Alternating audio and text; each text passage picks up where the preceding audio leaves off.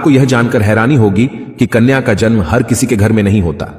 कन्या का जन्म उसी व्यक्ति के घर में होता है जो भाग्यशाली होते हैं और अपने पूर्व जन्मों में बहुत पुण्य किए होते हैं। आज की इस वीडियो में हम जानेंगे कि भगवान किस घर को कन्या के जन्म के लिए चुनते हैं और वह कौन से पुण्य कर्म है जिसके कारण मनुष्य पुत्री के माता पिता बनने का सौभाग्य पाते हैं। इसके साथ ही साथ हम आपको इतिहास में वर्णित ऐसी कई बातें बताएंगे जिससे आपको विश्वास हो जाएगा कि पुत्री का जन्म बोझ नहीं बल्कि सौभाग्य का विषय है। दोस्तों, महाभारत में एक कथा का वर्णन मिलता है जब एक दिन भगवान श्री कृष्ण से अर्जुन पूछते हैं कि हे माधव, किन कर्मों के कारण किसी को कन्या धन की प्राप्ति होती है, अर्थात किन घरों में बेटियों का जन्म होता है। तब भगवान श्री कृष्ण अर्जुन से कहते हैं कि हे पार्थ, किसी भी घर में पुत्र का जन्म भाग्य से होता है, परंतु पुत्रियों का जन्म सौभाग्य से होता है।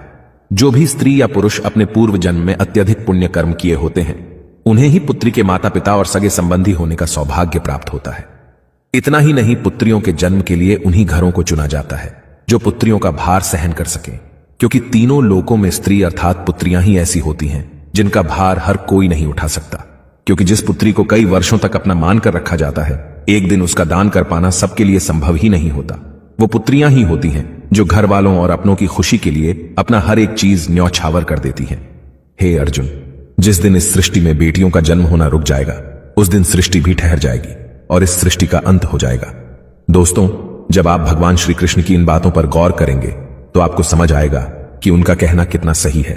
क्योंकि अगर इस संसार में पुत्रियां ही नहीं होंगी तो ना वंश आगे बढ़ेगा और ना ही ये सृष्टि। कई लोग कहते हैं कि हिंदू इतिहास में स्त्रियों का महत्व नहीं है, जो सर्वथा गलत है, और जिस इतिहास में स्त्री का महत्व नहीं है वह इतिहास हमारा है ही नहीं। धन की देवी लक्ष्मी हो, दुर्गा हो या घोर रूप में महाकाली हो, नारी सर्वस्व पूजी गई है। दोस्तों, कहते हैं कि लड़कियां लड़कों से कम नहीं। इस बात की पुष्टि हमारे धर्म ग्रंथ भी करते हैं। वशिष्ठ जी की पत्नी माता अरुंधति ने वरुणदेव और इंद्रदेव को ब्रह्म ज्ञान दिया था। सभी धनुर्धर की भांति द्रौपदी भी शस्त्र विद्या जानती थीं।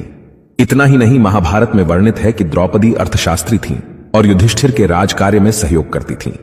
यह असत्य है कि हिंदू धर्म में लड़के लड़कियों की इज्जत नहीं की जाती थी, क्योंकि द्रौपदी के वस्त्र छूने पर पूरे कौरव मिट गए और माता सीता के हरण से सोने की लंका जला दी गई।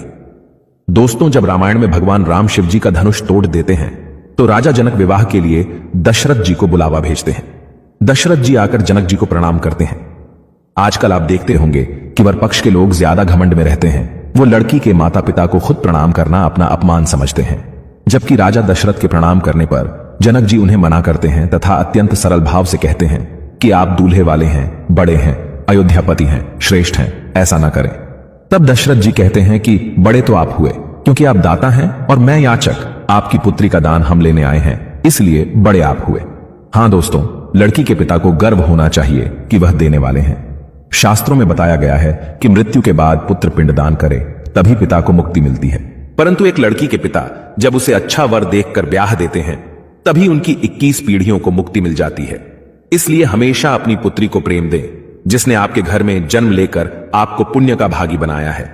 आपने भी कई लोगों को कहते हुए जरूर सुना होगा कि जिस घर में बेटी का जन्म होता है वह घर स्वर्ग के समान होता है, क्योंकि बेटा तो केवल एक कुल को रोशन करता है लेकिन बेटियां 2 कुलों को रोशन करती हैं। माता पिता के घर वह एक बेटी के रूप में अपना उत्तरदायित्व निभाती है और ससुराल आकर बहू के रूप में अपने कर्तव्य का पालन करती है। आजकल आप सुनते होंगे कि बहू बेटियां किसी की मृत्यु हो जाने पर उसका पिंडदान नहीं कर सकती, लेकिन यह बिल्कुल भी सही नहीं है, क्योंकि रामायण में बताया गया है कि प्रभु श्री राम के पिता राजा दशरथ की जब मृत्यु हो गई तो माता सीता अर्थात राजा दशरथ की बहू ने ही उनका पिंडदान किया था, जिससे उन्हें जन्म मरण के इस चक्र से मुक्ति मिल गई थी।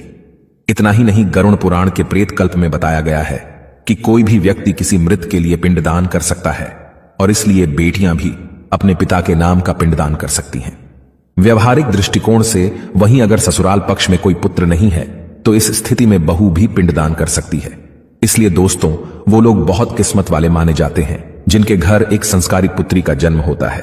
शायद यही कारण है कि बेटियों को लक्ष्मी का दर्जा दिया गया है।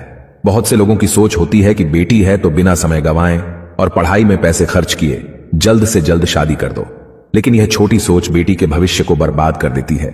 जरा सोचकर देखिए, एक बच्चे के मन में कितने सपने होते हैं। उसे कुछ हासिल करना है, उसे कुछ बनना है, लेकिन यह सपने केवल सपने बनकर रह जाते हैं। इसलिए अपनी बेटियों को सपने पूरे करने का अवसर देना चाहिए। उन्हें जीवन में हर खुशी दें जिसके लिए आप सक्षम हैं और जो उन्हें मिलनी चाहिए।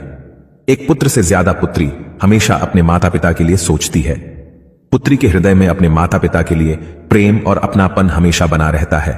इसलिए बेटी के जन्म को एक जश्न की तरह मनाना चाहिए। दोस्तों, बेटी कभी भी माता पिता पर बोझ नहीं होती। उसका कोई स्वार्थ नहीं होता। पहले वह अपने माता पिता के लिए करती है और शादी के बाद ससुराल के लिए। वह सिर्फ अपनी और अपने परिवार की किस्मत बनाने के लिए जन्म लेती है। दोस्तों, भगवान केवल उसी को पुत्री का सुख देते हैं जिसके अंदर उस कन्या धन को संभालने का सामर्थ्य होता है। कई लोग गरीब होकर भी अपनी बेटी को अच्छी परवरिश देते हैं। एक बार स्वामी विवेकानंद वैष्णो देवी की सीढ़ियां चढ़ रहे थे। बगल से एक किसान अपनी बेटी को कंधे में बिठाकर सीढ़ियां चढ़ रहा था। तभी स्वामी विवेकानंद जी ने कहा कि बाबा, आपकी बेटी का बोझ आपको लग रहा होगा, इसको मैं उठा लेता हूं और माता वैष्णो के दरवाजे तक ले चलता हूं। तब किसान ने स्वामी विवेकानंद से कहा कि बेटी कभी भी बाप के कंधे पर बोझ नहीं होती। बेटी अगर बाप के कंधे पर हो तो बाहर के बोझ को हल्का कर देती है। दोस्तों, बेटियां कभी भी धन की भूखी नहीं होती, वह सिर्फ मान और सम्मान की भूखी होती हैं। अब आप यह जरूर सोच रहे होंगे कि कौन से कर्म करने के बाद किसी के घर में बेटी जन्म लेती है। गरुड़ पुराण में बताया गया है कि जो मनुष्य सदा ही पुण्य करता है और दान धर्म करता है, उसी को अगले जन्म में स्त्री रत्न पुत्री रूप में प्राप्त होती है। यदि आपकी कोई बेटी नहीं है तो आप किसी सगे संबंधी या किसी गरीब की बेटी को पढ़ाने में मदद कर सकते हैं और उसका विवाह करवा सकते हैं। इससे भी अनंत पुण्य करने का फल मिलता है।